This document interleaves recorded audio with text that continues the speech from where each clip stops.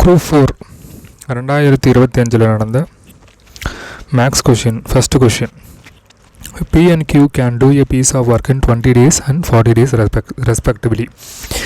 They started the work together and Q left after some days of work and P finished the remaining work in 8 days.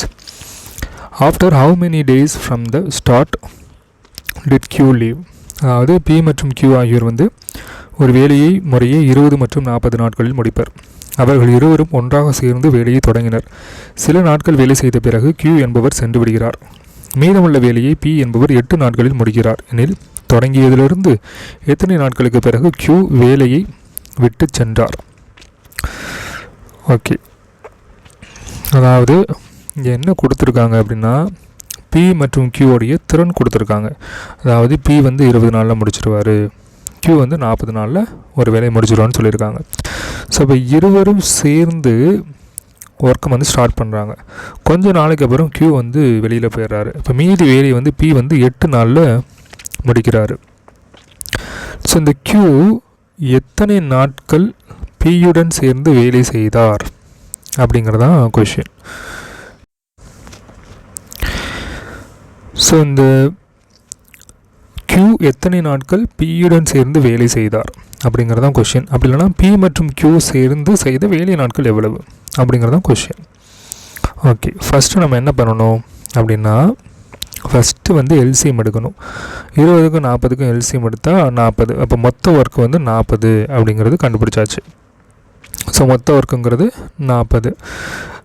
இதில் Pயோடைய திறன் தான் அதிகம். ஏன்னா அவர் ஒரு வேலையை 20 நாள்லேயே முடிச்சிருவார்.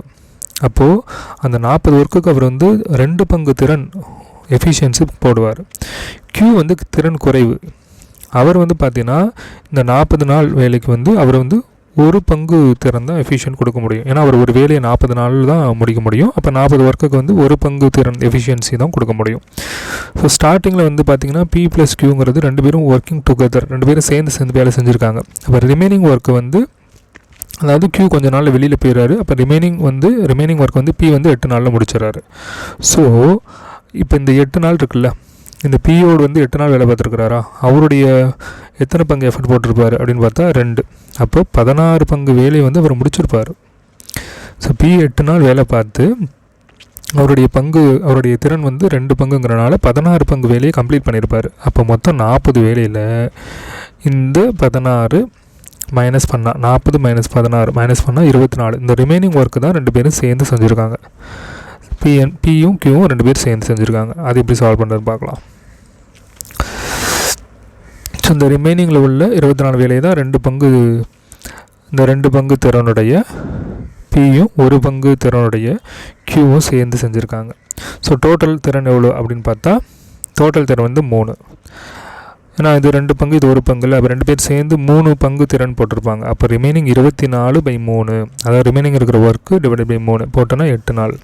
அப்போ Pயும் Qவும் சேர்ந்து 8 நாள் வேலை பார்த்துருக்காங்க. 8 நாளுக்கு அப்புறம் தான் Q வெளியில் போயிருக்காரு அப்படிங்கிறது ஆன்சர். இதுக்கு ஷார்ட்கட் கூட இருக்குது. ஷார்ட்கட் என்னென்னா 20 இது Pயோட திறன், 40 அப்படிங்கிறது Qயோட திறன், ரெண்டையும் கூட்டி மொத்த திறன் 60. 20 × 40 டிவைட் பை 60 இன்ட்டு இது Pயோட திறன் 20.